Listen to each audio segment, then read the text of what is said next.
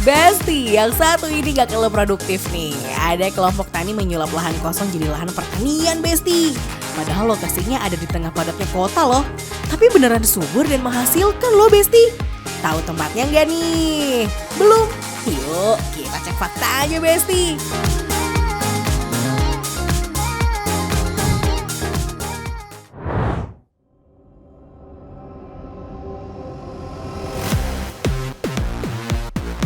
Besti, ada pemandangan yang berbeda di tengah kesibukan dan padatnya kota Jakarta nih. Hal yang bisa dibilang juga sangat langka loh. Yups, sejumlah lahan tidur atau lahan kosong yang disulap oleh kelompok petani menjadi lahan produktif tuh. OMG. Berdampingan dengan Jakarta International Stadium atau biasa dikenal dengan sebutan JIS yang udah diresmikan sejak tahun 2022 lalu. Siapa sangka nih Besti, di balik kemegahannya terselip kisah para petani yang berlokasi persis di samping JIS.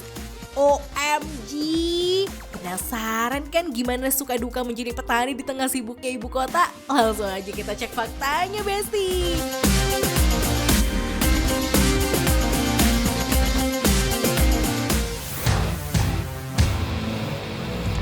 Besti, sekarang saya lagi ada di JIS, tapi bukan menonton Piala Dunia. Saya ini nih, mau panen kangkung. Dan ternyata di Jakarta masih ada lahan pertanian yang luas dan hijau seperti ini. Seijo, ini nih rumputnya JIS. Yuk panen.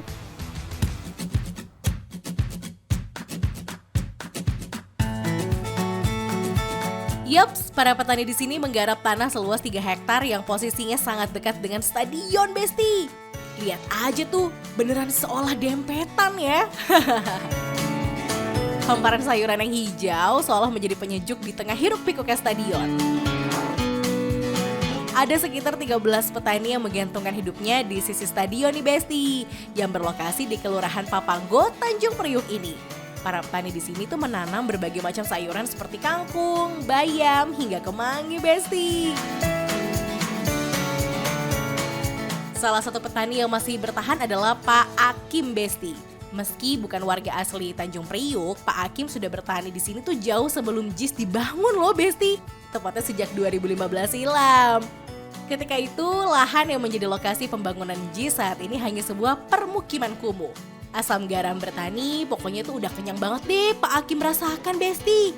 Oke Besti, sekarang saya mau ikutan Bapak untuk garap lahan sawahnya ini. Pak Akim. Iya. Pak, saya boleh ikutan nggak Pak? Boleh. Boleh Pak ya, ini Iya, apa iya. ini Pak sekarang Pak? Lagi ngeratain. Ngeratain? Iya. Maksudnya ngeratain? Ya kan biar ntar biji kemanginya kan bisa ada tempatnya. Oh, jadi ini diratain dulu. Iya. Terus nanti baru tanam biji-bijinya. Baru tanam bijinya tinggal Biji apa di tabur. sini? Kemangi. Kemangi? Iya. Oh, ini kemangi? Iya. Kalau yang sebelah situ kangkung? Kangkung.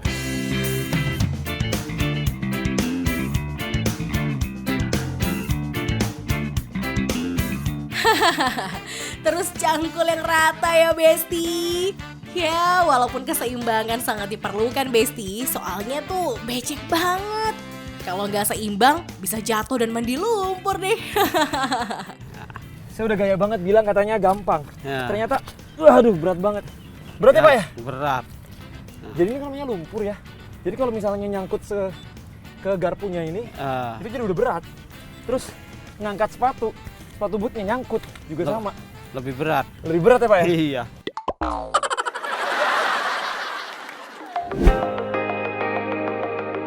Selama proses pembangunan, para petani tuh jelas merasakan imbasnya Besti.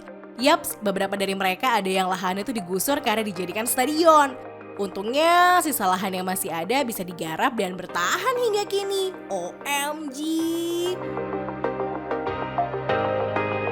Gak sampai di situ aja, perjuangan petani ibu kota Besti. Selesai JIS dibangun pun muncul beberapa masalah lain. Musim hujan pun menjadi musuh bagi beberapa petani Besti. Yaps, kalau musim hujan tanah kan menjadi becek dan banyak kebun gagal panen dan juga rusak. Pak, ini saya lihat, ya Allah susah banget. Ini saya lihat Bapak kayaknya cuma sendiri. Paling cuma di situ ada tuh satu petani, di situ Iya. ada. Sepi banget Pak, emang Iya sepi-sepi kan, ini? Semalam kan habis hujan, jadi nggarap lahannya kan susah. Jadi becek gitu. Jadi kayak ini aja kan susah nggarapnya, beresinnya. Pantesan Besti, saya dari tadi sudah setengah effort banget ini ya. mau benerin ini, ngeratain tanah, ternyata petaninya aja milih libur karena susah. Iya, milih libur. Terus kenapa Bapak membiarkan Iya, saya kan. ngurusin ini, Pak? Kalau tahu susah.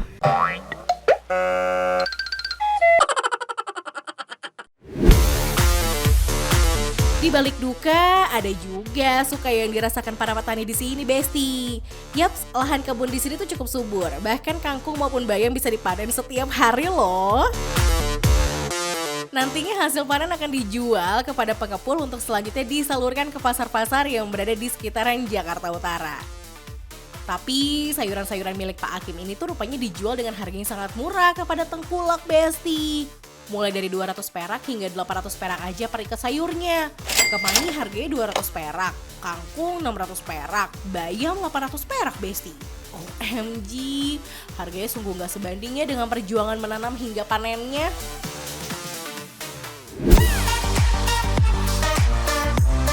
Pak, dapatnya dari mana Pak ini, Pak? Kalau bibit kemangi kita bikin sendiri. Ini? Iya. Bikin sendiri? Iya. Gimana cara bikinnya? Ya kan kemangi yang udah Saya keluarin lagi, saya jadi penasaran bikin udah sendiri. tua, udah Mhm. keluar kembang kan kita harus suruh tua, tinggal kita arit, geprek jadi biji. Oh, dihalusin jadi begini? Iya, Wangi ya? wangi. Hmm. Kalau biji kemangi sih Kalau yang lainnya? enggak, kalau yang lain biasa. Enggak, maksudnya kalau yang lainnya bukan bikin sendiri kan? Enggak, Beli? kita beli. Kalau lahan sudah selesai digarap, waktunya tanam-tanam benih nih, Besti. Kebanyakan benih tuh dimiliki sama Pak Hakim dibeli di toko sesuai kebutuhannya dalam sehari untuk bertani. Tapi ada juga, Besti, yang bibitnya Pak Hakim buat sendiri. OMG, keren ya. Masa panen setiap jenis sayur tuh berbeda ya, Besti. Kalau kangkung bisa dipanen dalam 18 hari, bayam dan kemangi harus nunggu lebih lama, Besti. Yaps, 25 hari baru siap panen. Nah, yang udah siap panen di lahan Pak Hakim adalah kangkungnya nih. Pak Hakim, ini Iya. saya perhatikan ada yang sudah jadi panjang begini, sudah siap panen. Ini kenapa ada yang baru tumbuh? Ini kan karena pengaruh kemaraunya terlalu panjang. Jadi Oh. kan zat asinya itu naik. Oh, zat garam dalam tanah itu Iya, naik. mempengaruhi begini? Iya, jadi biji kangkung nggak mau tumbuh. Oh, ada yang telat tumbuhnya. Ada yang telat. For your information nih, Besti, zat garam dalam tanah jika ditanam tumbuhan bayam dan caisim akan mempengaruhi rasa si sayur itu, Besti. Jadi rasanya tuh akan asin pahit. Nah, tanaman yang tidak akan berubah rasanya adalah kangkung.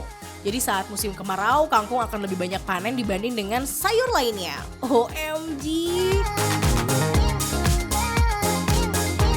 Meski dijual murah, Pak Hakim yang berasal dari Indramayu ini mengaku dalam sehari bisa memperoleh pendapatan antara 200.000 hingga 500.000 rupiah.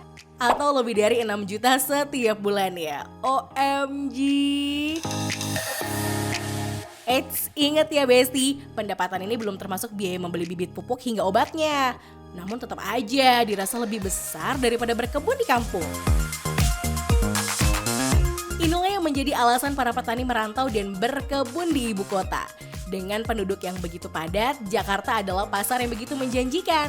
Setiap hari permintaan terhadap sayuran gak pernah sepi, Besti. Jelas sangat berbeda dengan di kampung di mana hasil panen terkadang tak bernilai. Berbekal pengalamannya bertani selama di kampung halaman, Pak Hakim berani menyulap lahan tidur menjadi lahan hijauan subur.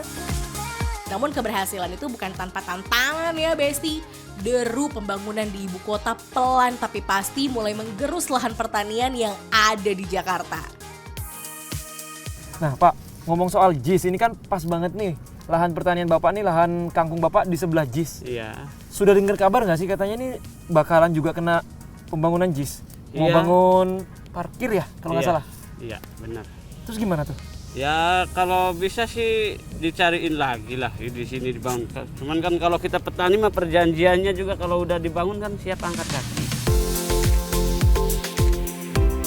Para petani di sini pun juga sadar lahan yang dikelola mereka sewaktu-waktu pun bisa tergusur atas nama pembangunan.